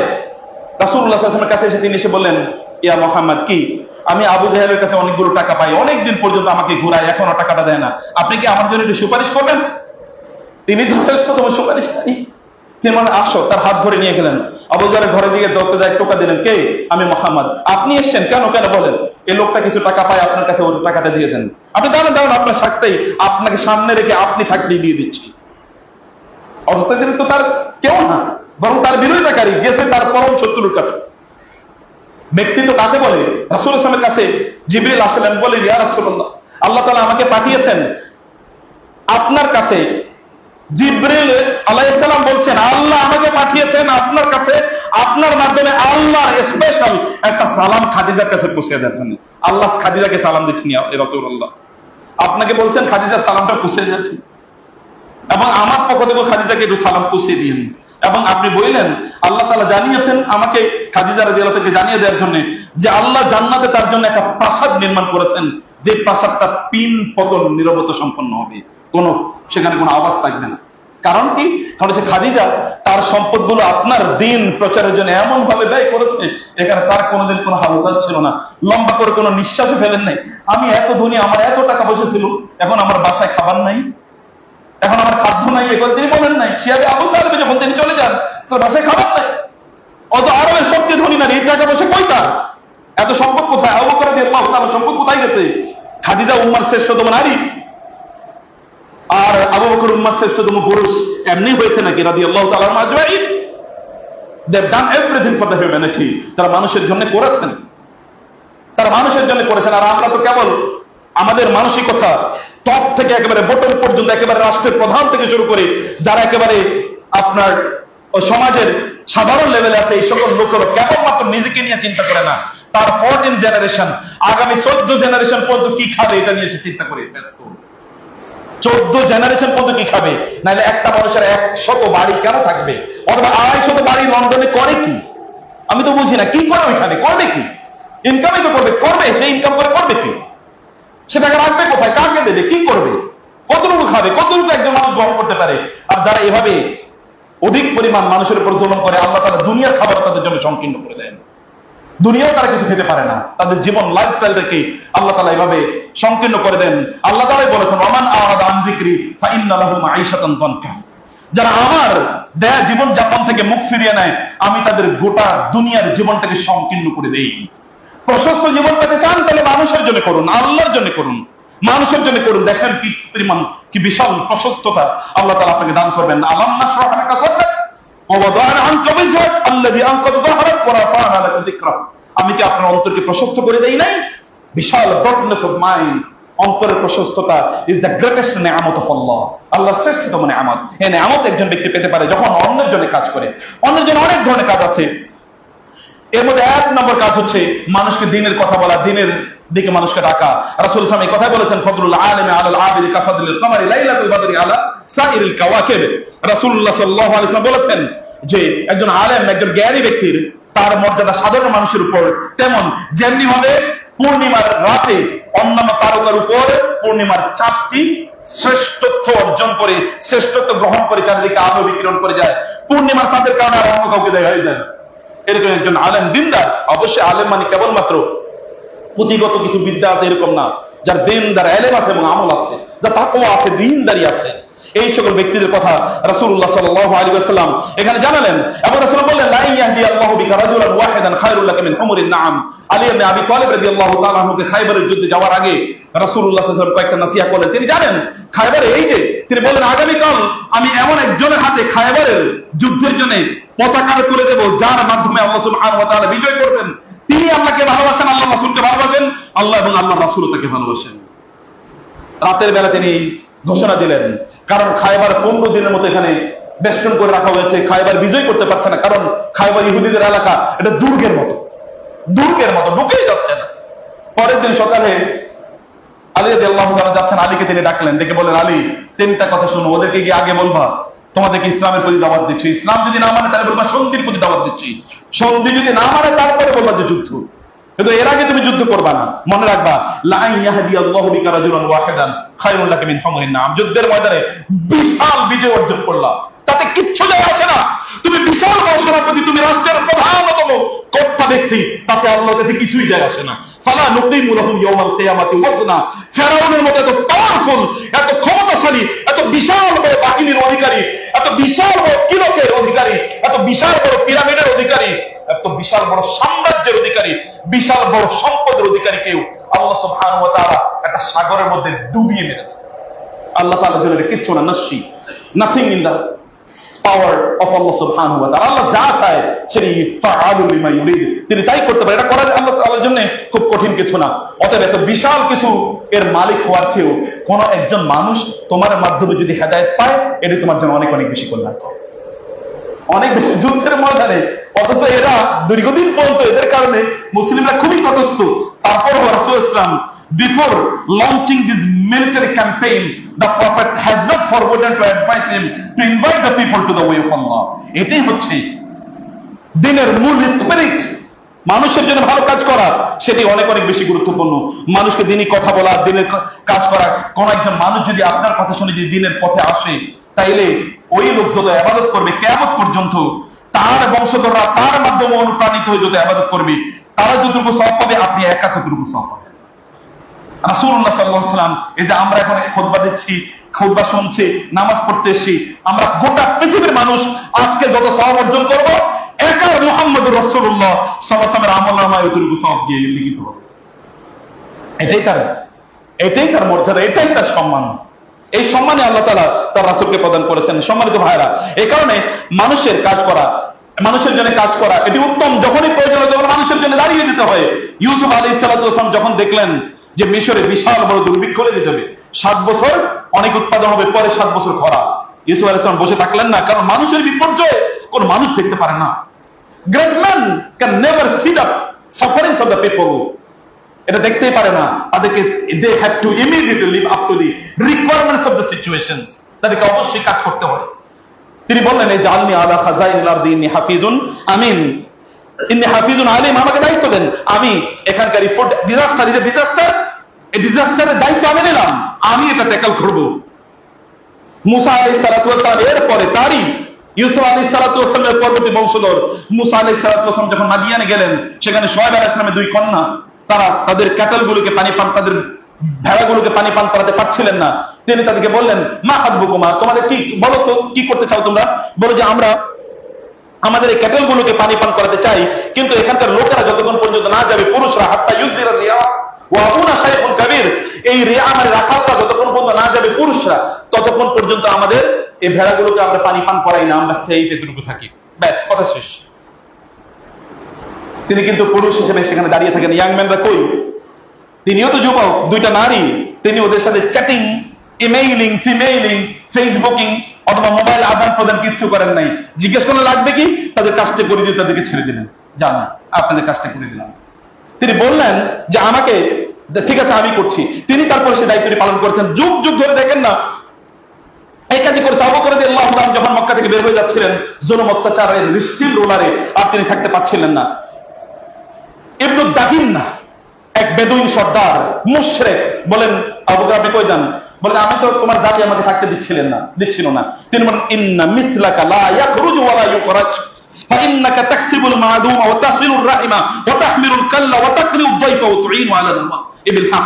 রাসূলের জন্য খাদিজা যে 5টি গুণের কথা বলেছেন রাদিয়াল্লাহু তাআলা আনহা, এই 5টি গুণের কথা ইবনু দাগিনা মুশরিক আবু বকর রাদিয়াল্লাহু তাআলার ব্যাপারে বললেন। আবু বকর রাদিয়াল্লাহু তাআলার ব্যাপারে যে আপনি তো এই কাজ করেন, মানুষের কল্যাণ করেন, আপনার মতো মানুষ যদি কোনো সমাজে না থাকে, ওই সমাজ কোনোদিন টিকে থাকতে পারে না। আমরা দুর্ভাগ্যজনক ভাবে একটা আত্মকেন্দ্রিক সমাজে তৈরি হয়েছি, কারণ আমাদেরকে যারা পরিচালনা করেছে তারা এইভাবে একটা আত্মকেন্দ্রিকতা চারদিকে ছড়িয়ে দিয়েছে। এখন আপনাদেরকে আত্মকেন্দ্রিকতা থেকে বের হয়ে আসতে হবে, মানুষের জন্য কল্যাণের কাজ করার জন্য আপনাদেরকে বের হয়ে আসতে হবে। প্রিয় ভাইরা, ওমর রাদিয়াল্লাহু তাআলা আনহু তিনি তার খেলাফতের সময়ও তিনি ওই যে বৃদ্ধাদের ঘরে গিয়ে তিনি, আবু বকর রাদিয়াল্লাহু তাআলা আনহু এক বৃদ্ধা নারীর প্রতিদিন ফজরের নামাজের পর তিনি একটা ঘরে ঢুকতেন, এটা আপনি জানেন। তিনি প্রতিদিন ফজরের নামাজের পর তিনি একটা ঘরে ঢুকতেন। ওমর চিন্তা করতেন প্রতিদিন আবু বকর যায় তো ফজরের পর, তিনি তার পাশাপাশি গেলেন, গিয়ে দেখলেন একটা কুড়ে ঘরে আবু বকর ঢুকেছেন। কুড়ে ঘরে ঢোকার পর সেখান থেকে কিছুক্ষণ পর বের হয়ে আসেন। আবু বকর বের হয়ে আসার পর ওমর ঘরে ঢুকলেন, ঢুকে দেখলেন এখানে একজন ফুলফুলে বুড়ি মহিলা। তাকে বললেন আপনি কে? বলে আমি তো এরকম। কিছুক্ষণ আগে এসেছিল, বলে বাবা আমি তো চোখে দেখি না, আমি জানি না, তবে উনি প্রতিদিন আসেন সকালে, আমার জামা কাপড়গুলো সব পরিষ্কার পরিচ্ছন্ন করে দিয়ে যান, আমাকে একটু রান্না বান্না করে দিয়ে যান, একটু খাইয়ে দিয়ে যান, প্রতিদিন এটা করেন। ওমর কেঁদে দিলেন, বললেন আবু বকর আপনার পরবর্তী প্রজন্মের জন্য কাজগুলো কঠিন করে দিয়ে গেলেন, এবং একই কাজ ওমর করেছেন। আবু বকর রাদিয়াল্লাহু খলিফা হলে একজন নারী, একটা ইয়াং মেয়ে কান্না করে বলছিলেন, আবু বকর তো আমাদের বাপ নাই, আমাদের বড় ভাই নাই, তিনি আমাদের বকরিগুলো দুধ দহন করে দিয়ে যেতেন, এখন তো তিনি খলিফা, তিনি কি আর এখনই কাজ করবেন? কোন কারণ আবু বকরের কানে কথা আসলো, আবু বকর বলেন আল্লাহর কসম আমি আগে যা করেছি এখনো তাই করব। এবং প্রতিদিন গিয়ে ওই ইয়াতিম নারীদের তাদের বকরিগুলো দহন করে দিয়ে তাদেরকে দুধ দিয়ে আসতেন। Do something for the people. কিছু করেন, কিছু করারই সামর্থ্য নাই আপনার, কিছু করার তো নিশ্চয় সামর্থ্য আছে। যদি সম্মান মর্যাদা দিয়ে আল্লাহর উপর বাড়াতে চান, আল্লাহর সামনে বাড়াতে চান, তাহলে করতে হবে। আলী ইবনে হুসাইন ইবনে আলী, আলী রাদিয়াল্লাহু তাআলা নাতি, তার নাম ছিল হুসাইন আলী। হুসাইন রাদিয়াল্লাহু তাআলা ছেড়ে তাকে বিশ্ববাসী তাকে জায়নুল আবেদিন হিসেবে জানে। তিনি যেবার মারা যান, হঠাৎ করে অনেক লোকের এসে বলল যে আমাদেরকে কে যেন রাতের অন্ধকারে খাবার দিয়ে যেত, কিন্তু আজকে আমাদেরকে কেউ খাবার দেন, আমরা উপোস আছি। তখন মানুষ জানতো আসলে তো মারা গেছে তো জায়নুল আবেদিন ছাড়া কেউ মারা যায়নি, নিশ্চয়ই তিনি দিতেন, কারণ তিনি অনেক সম্পদের মালিক ছিলেন, সেই সময়ের সবচেয়ে বড় আলেম এবং সে সময়ের সবচেয়ে বড় ব্যবসায়ী তিনি। তিনি মানুষের জন্য এরকম অকাতরে করে যেতেন। ভাই বোন, আপনার অনেক কিছু টাকার দরকার নাই, কিন্তু আপনার তো কিছু আছে, কিছু করুন। সুফিয়ান আস-সাউরি এর কাছে যখন কোন ভিক্ষুক আসতো, তিনি বলতেন মারহাবা বিমান জাআ ইয়াগসিলু জুনুবি, আমি আপনাকে স্বাগত জানাচ্ছি, আপনার মাধ্যমে আল্লাহ তাআলা আমার গুনাহগুলো মাফ করে দেবেন। ফুদাইল ইবনে আওয়াদের কাছে কোন ভিক্ষুক আসলে তিনি বলতেন নি'মাস সাইলুন ইয়াহমিলুনা আজওয়াদানা ইলা আল-আখিরা বিগাইরি উজরাতিন হাত্তা ইয়াদউহা ফিল মিজান। আপনাদেরকে স্বাগত জানাচ্ছি, আপনারা আমাদের আমলনামাগুলো, আমাদের ভালো কাজগুলো আপনাদের সাথে করে নিয়ে যাবেন, অথচ কোনো পয়সা আপনাদেরকে দিচ্ছি না। কিয়ামতের দিন আপনারা আমাদের আমলনামায় এই ভালো কাজগুলো রাখলে আমরা এগুলোর বদৌলতে ইনশাআল্লাহ জান্নাতে চলে যাব। তারা এগুলোকে, আর আমরা তো ভিক্ষুক আসলে মনে করি একটা জুলুম, এই জালিম আইলো থেকে ভিক্ষুকের মনে করি জালিম, আর তারা মনে করতেন ভিক্ষুকের আর রাহিম, অনুগ্রহকারী, যে আমাদের প্রতি অনুগ্রহ করতে এসেছে। ভাইরা আমার, বোনেরা আমার, আল্লাহ সুবহানাহু বলেছেন ওয়াল আসর ইন্নাল ইনসানা লাফি খুসর। আসর সময়ের শপথ করে আল্লাহ তাআলা বললেন মানুষ ক্ষতির মধ্যে নিমজ্জিত হবে। ইল্লাল্লাযিনা আমানু ওয়া আমিলুস সালিহাত, দুটো নিজের জন্য, ওয়া তাওয়াসাউ বিল হক ওয়া তাওয়াসাউ বিস সবর, দুইটা মানুষের জন্য। নিজেরা তো আর ওসিয়ত না, ওসিয়ত তো মানুষের জন্য, কল্যাণ এবং হকের জন্য এবং ধৈর্যের জন্য মানুষকে বলা। অতএব মানুষের জন্য কাজ করার এই যে মর্যাদা, এটি কোরআন এবং সুন্নাহয় অসংখ্য জায়গা আছে।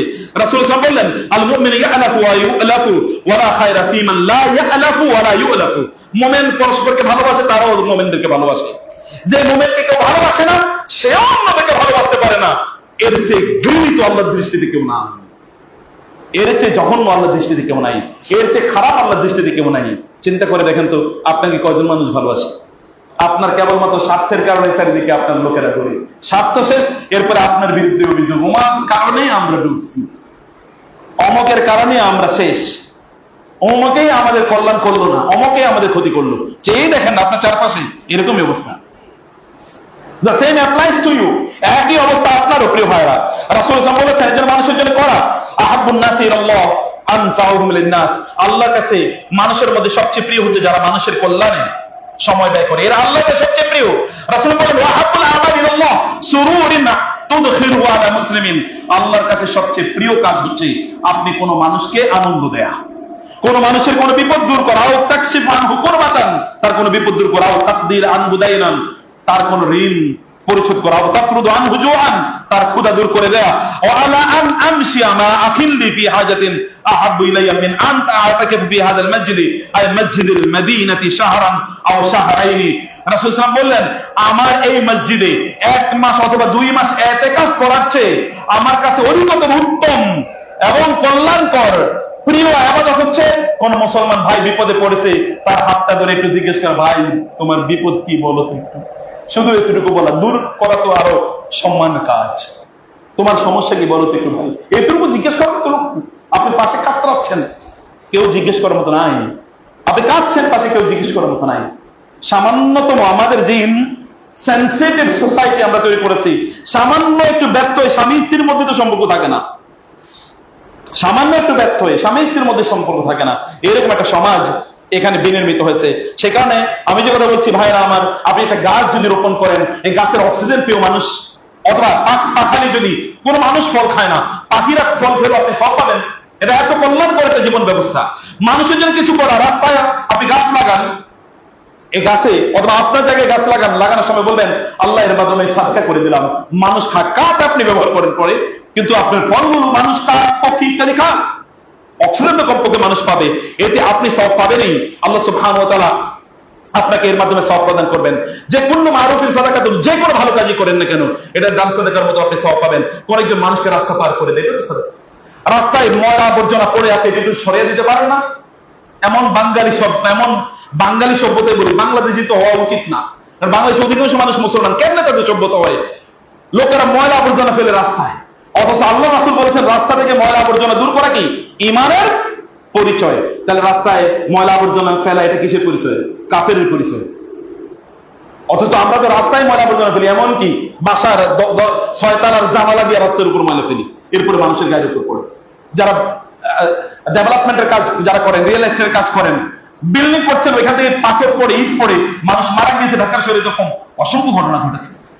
মানে কতটা জুলুম বা কুফরির পাল্লা কত ভারী হলে মানুষ এরকম কাজ করে। অতএব এটি আমাদের করা দরকার, কোন একজন অন্ধ ব্যক্তিকে সাহায্য করা, পথ দেখিয়ে নিয়ে যাওয়া, রাস্তা থেকে বিপদ আপদ দূর, এমনকি একটা গাছের ঢাল সেখানে ঝুলে আছে, এটাও দূর করা, এটাও ভেঙে দেওয়া এবং সেটা দূর করা, এটিও কিন্তু সাদকায়ের কাজ হিসেবে রাসূল সাল্লাল্লাহু আলাইহি ওয়াসাল্লাম বলেছেন। এটি আমাদের জন্য কল্যাণ, এটি আমাদের জন্য কিয়ামতের দিন আমার জন্য বিশাল গুরুত্বপূর্ণ হয়ে দাঁড়াবে। এগুলো কিয়ামতের দিন মানুষের কাজ করার জন্য যতটুকু আপনি পারেন এর চেষ্টা করে আপনাকে জান্নাতে নিয়ে যাবে। রাসূলুল্লাহ সাল্লাল্লাহু আলাইহি ওয়াসাল্লাম বললেন, একজন ব্যক্তি বললেন আল্লাহর কাছে সবচেয়ে প্রিয় আমল কোনটি, যেটি করলে আমি জান্নাতে যাব? তিনি বলেন ঈমান আনা, আল্লাহর রাস্তায় জিহাদ করা। এবং তিনি বললেন সবচেয়ে আমি যদি কোন কৃতদাসকে মুক্তি করতে চাই তাহলে কোনটা সবচেয়ে উত্তম? তিনি বলেন সবচেয়ে দামি যেটি এটি। এরপর বলতে বলতে বলতে বলতে রাসূলুল্লাহ সাল্লাল্লাহু আলাইহি ওয়াসাল্লাম তাকে বললেন, তুমি মানুষের সামান্যতম কোন কল্যাণ কাজ করলে, অথবা যদি কল্যাণ কোনো কাজ না করতে পারো, তাহলে মানুষের কল্যাণ করা থেকে, ক্ষতি করা থেকে নিজকে দূরে রাখা, এটাও এক ধরনের কল্যাণকর কাজ। মানুষের ক্ষতি করবেন না, আমি কারো কল্যাণ করতে পারছি না বটে, কিন্তু কার ক্ষতিও আমি করছি না, কমপক্ষে এতটুকু করুন, এর মাধ্যমে আপনি জান্নাতে যেতে পারবেন।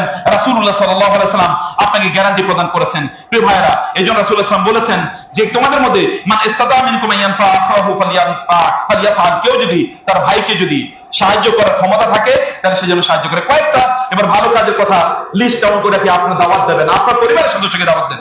ফার্স্ট, ওমান আহসানু কাওলাম মিম্মান দাআ ইলাল্লাহ, মানুষকে দাওয়াত দেন, আত্মীয়স্বজনকে দাওয়াত দেন, বন্ধু বান্ধবীকে দাওয়াত দেন, পাড়া প্রতিবেশীদেরকে দাওয়াত দেন। এর চেয়ে উত্তম কোনো কাজ একেবারেই হতে পারে না। মানুষকে দিন শেখানো, দ্বীনি জ্ঞান মানুষের মাঝে বিতরণ করা। রাসূলুল্লাহ সাল্লাল্লাহু আলাইহি ওয়াসাল্লাম নবী রাসূলদের সাথে, নবী রাসূলদের কাজের সাথে এটাকে তুলনা দিয়েছেন।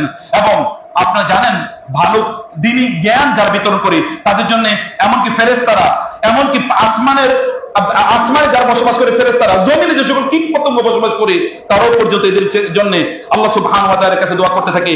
আল্লাহর রাস্তায় যুদ্ধ করা এবং আল্লাহর পথে পাহারাদার হিসেবে কাজ করা, এগুলো সবই উত্তম কাজ, এগুলো সবই মর্যাদাকর কাজ, এগুলো সবই কল্যাণকর কাজ। মসজিদ নির্মাণ করা কল্যাণকর কাজ, মানুষকে নাসিহা করা, মানুষের যদি কোনো ক্ষতি দেখা যায়, অকল্যাণ দেখা যায় তাকে নাসিহা করা, কোথাও সংঘর্ষ লাগিয়ে না দেওয়া, মারামারি লাগিয়ে না দেওয়া, এটাকে যতটুকু সম্ভব এটাকে মিনিমাইজ করা। আল ইসলাহু বাইনান নাস, এটা রাসূলুল্লাহ সাল্লাল্লাহু আলাইহি ওয়াসাল্লাম এটাকে আপনার একেবারে রাত ভর ইবাদত করা, দিন ভর রোজা রাখার চেয়েও অনেক বেশি উত্তম বলে রাসূলুল্লাহ সাল্লাল্লাহু আলাইহি ওয়াসাল্লাম উল্লেখ করেছেন। এবং মানুষের জন্য উত্তম কোন যদি কারো সুপারিশ থাকে, ভালো কাজে সুপারিশ করা, খারাপ কাজে সুপারিশ নয়। রাসূলুল্লাহ সাল্লাল্লাহু আলাইহি ওয়াসাল্লাম তিনি ভালো কাজে সুপারিশ করেছেন। কোন একজন ব্যক্তি রাসূলের কাছে কিছু চাইতে আসলেন, রাসূল চুপ করে থাকলেন। একজন বলেন, ইয়া রাসূলুল্লাহ আপনি একটু কাজটা করে দেন না। রাসূল বলেন, আমি তো এই জন্য অপেক্ষা করছিলাম। বলে কেন? বলে তুমি একটু সুপারিশ করবা, তুমি যদি ভালো কাজে সুপারিশ করো তাহলে তুমি সওয়াব পাবে, এই সওয়াবটা দেওয়ার জন্য আমি অপেক্ষা করতেছিলাম।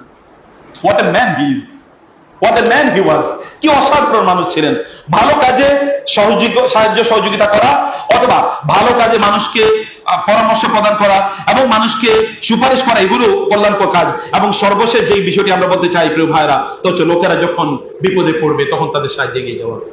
আপনি মানুষ যখন বিপদে পড়বে তখন তাদের সাহায্যে এগিয়ে যান। যা আছে আপনার যতটুকু সামর্থ্য আছে ততটুকু সামর্থ্যে এগিয়ে যান। আপনি বুদ্ধি দিয়ে করতে পারেন, আপনি কলম দিয়ে করতে পারেন, আপনি মুখ দিয়ে করতে পারেন, আপনি অর্থ দিয়ে করতে পারেন, আপনি শক্তি দিয়ে করতে পারেন, আপনি মানুষকে আহ্বান করে করতে পারেন। আমরাও আপনাদেরকে এরকম একটা জায়গায় আহ্বান করছি।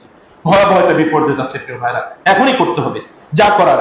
এরপরে আরো বড় কাজ রয়ে গেছে। এখন ত্রাণ নিয়ে অনেকে যাচ্ছে, কিন্তু ত্রাণের পর রিহেবিলিটেশন, এই সকল লোকদের সব তো শেষ হয়ে যাচ্ছে, কিছুই তো নাই, সবই তো শেষ হয়ে যাচ্ছে। তাদের ঘর বাড়ি ধ্বংস হয়ে যাচ্ছে, তাদের যা কিছু উপকরণ ছিল, ব্যবসা বাণিজ্য অথবা তাদের কাজকর্ম, এগুলো সবই তো ধ্বংস হয়ে যাচ্ছে। অতএব এরপরে আরো অনেক বেশি লাগবে। আমরা এই মসজিদের পক্ষ থেকে কয়েকজন, মসজিদের পক্ষ থেকে না, এটা আমাদের এখানে সম্মানিত আমাদের ইমাম সাহেব এবং আমাদের সম্মানিত এখানকার যে দায়িত্বশীল আছেন, এদের কয়েকজনের ওনারা এই কাজটা করবেন। আপনারা আজকে এখানে যারা আসছেন, আপনাদের সামর্থ্য অনুসারে অবশ্যই এই বন্যা কবলিত, এই দুর্যোগে আক্রান্ত মানুষদের জন্য আপনারা করে যাবেন, যা আছে পকেটে দিয়ে যাবেন, যতটুকু পারেন দিয়ে যাবেন। একজন এখান থেকে বঞ্চিত হবেন না এই বিশাল কাজ থেকে। এটি আপনার সামর্থ্য অনুসারে আপনি 10 টাকা, 20 টাকা, 50, 100 টাকা দিয়ে করুন। আজকে না দিতে পারেন, আপনারা বলে যাবেন, বলে গিয়ে ইনশাআল্লাহ আপনারা আলমগীর ভাইকে বলে যাবেন, যেই দিন আপনারা পারে সেদিন আপনারা দেবেন। আমরা একটা ফান্ড গঠন করতে চাই এই এলাকার মাধ্যমে, এবং আমাদের ছেলেরাও ইনশাআল্লাহ আপনাদের এখানে যারা দোকানদার আছেন অথবা বাড়িঘর যারা আছে, ব্যবসা বাণিজ্য যারা আছে, তাদের কাছে যাবেন। আমরা একটা গ্রুপ কাজ করব, আমাদের আরো বিভিন্ন জায়গা থেকে আমরা কাজ করব, কিছু অর্থ আমরা তুলে এরপর আমরা সেখানে এখন করি কিছু, এবং পরবর্তীতে তাদের রিহেবিলিটেশনের জন্য যতটুকু সম্ভব, আপনি যদি 100টা 1000টা পরিবারকে 5000 টাকা করে দিতে পারেন, তারপরে তারা দাঁড়িয়ে যাবে। কমপক্ষে ছোট্ট একটা ব্যবসা শুরু করতে পারবে। আপনি যদি 10,000 টাকা করে দিন, তাহলে একটা ব্যবসা তারা শুরু করতে পারবে। আমার মনে হয় এগুলো বড় কোনো কাজ হবে না, বিশাল কোনো কাজ হবে। আমরা সকলে মিলে যদি আমরা করি, কিন্তু ব্যক্তিগতভাবে আপনি করলে আপনার জন্য এটা বড় কোনো জুলুম হবে না ইনশাআল্লাহ। অতএব আমরা ছোট ছোট করি, এই ছোট কাজগুলো কিয়ামতের দিন আশা করি ইনশাআল্লাহ আপনার মিজানে হাসানাতে বড় হয়ে দেখা দেবে। কারণ রাসূলুল্লাহ সাল্লাল্লাহু আলাইহি ওয়াসাল্লাম বলেছেন, কখনো কখনো 1 লক্ষের মতো সওয়াব পাওয়া যায়। দিয়েছেন 1 কিন্তু সওয়াব পাবেন 1 লক্ষ, এরকম সুযোগ কিন্তু আপনাদের আছে। যারা শুনছেন অনলাইনেও, তাদেরকেও বলবো যে আপনারা অবশ্যই এগিয়ে আসুন, মানুষের কল্যাণে এগিয়ে আসুন। মহান আল্লাহ সুবহানাহু ওয়া তাআলা আপনাদের কল্যাণে এগিয়ে আসবেন। আপনি যদি মানুষের জন্য হেঁটে যান, আল্লাহ তাআলা আপনাদেরকে দৌড়ে আসবেন ইনশাআল্লাহ। তিনি দৌড়ে আসবেন। হে আল্লাহ, তুমি আমাদের বন্যা কবলিত মানুষদেরকে রক্ষা করো। আল্লাহ, তুমি আমাদেরকে ক্ষমা করে দাও, আমাদেরকে যথাযথভাবে উত্তম পদক্ষেপ নেওয়ার তৌফিক দান করো। আল্লাহ, আকুলু কওলি হাযা ওয়া আস্তাগফিরুল্লাহ লি ওয়া লাকুম ওয়া লিসাইরিল মুসলিমিন ফাস্তাগফিরুহু ইন্নাহু হুয়াল গফুরুর রহিম।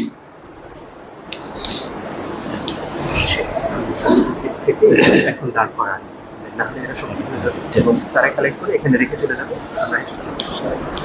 বিসমিল্লাহ ওয়া সালাতু ওয়া সালামু আলা রাসূলিল্লাহ ওয়া আলা আলিহি ওয়া আসহাবিহি ওয়া মান ওয়ালা আম্মা বা'দ। সম্মানিত ভাইরা, এখানে আপনারা কয়েকজন একটু দাঁড়ান তো, যারা এই দায়িত্বটা পালন করবেন ইনশাআল্লাহ। এই এলাকায় কয়েকজন আপনারা দাঁড়ান, এলাকায় যারা আছেন আমাদের মসজিদের পক্ষ থেকে এক দুইজন দাঁড়াবে, এবং এলাকায় কারা দায়িত্বশীলরা আছেন এক দুজন একটু দাঁড়ান, দেখি কারা এই ফান্ডটা কালেকশন করবেন এবং পরবর্তীতে ফান্ডটা ম্যানেজমেন্টের মাধ্যমে আপনারা কাজ করবেন। একজন ভাই একটু নাম লিখে নেন তো কাইন্ডলি। উনি, আচ্ছা এইদিকে দুইজন, দ্বিতীয় জন, এই দিক থেকে একজন, তিনজন, চারজন, এখান থেকে একজন বলেন, এই দিক থেকে আচ্ছা পাঁচজন, আপনার পাঁচজন, ছয়জন। ইনশাআল্লাহ আপনার সালাতের পর আমার সাথে এখানে দেখা করবেন, আমরা পরবর্তীতে আলোচনা করবো ইয়ে করার জন্য। আর এখনো আপনারা কাইন্ডলি একটু ভিতরে আপনারা যান, ভিতরে একটু ঢুকুন। আজকের ফান্ডটা এই বন্যা কবলিত মানুষদের জন্য হবে ইনশাআল্লাহ। আজকে মসজিদের জন্য আর করার প্রয়োজন নেই, কিন্তু আজকে করবো আমরা বন্যা কবলিত মানুষের জন্য ইনশাআল্লাহ। রাজি আছেন তো ইনশাআল্লাহ? অবশ্যই করবেন ইনশাআল্লাহ, সামর্থ্য অনুসারে করে যান ইনশাআল্লাহ। আমিও করে যাবো ইনশাআল্লাহ আপনাদের সাথে। আল্লাহ সুবহানাহু ওয়া তাআলা, আমরা নিজেরা একটা বড় ফান্ড ম্যানেজ করছি ইনশাআল্লাহ। সব মিলিয়ে আমরা যেন বড় একটা কাজ পরবর্তীতে করতে পারি আমাদের সামর্থ্য অনুসারে, সেটি আল্লাহ তাআলা যেন আমাদের জন্য কবুল করে নেয়। হে আল্লাহ, তুমি আমাদেরকে একটা উত্তম প্রতিবেশী দাও আল্লাহ, একটা উত্তম প্রতিবেশী দাও, একটা প্রতিবেশী দেশ দাও আল্লাহ।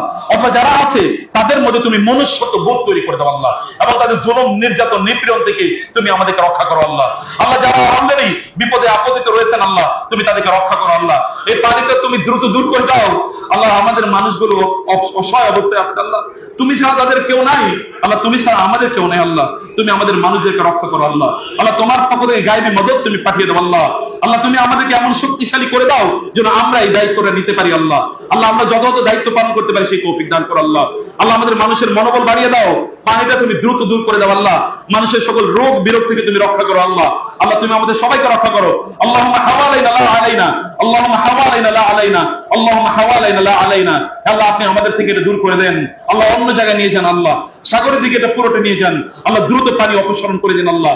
আল্লাহ, আমাদেরকে নিরাপত্তা প্রদান করুন, মানুষদেরকে নিরাপত্তা প্রদান করুন আল্লাহ, তাদের সকল সংকটগুলো আপনি সমাধান করে দেন। আপনার কাছে আমাদেরকে ফিরে আসার তৌফিক দান করেন আল্লাহ।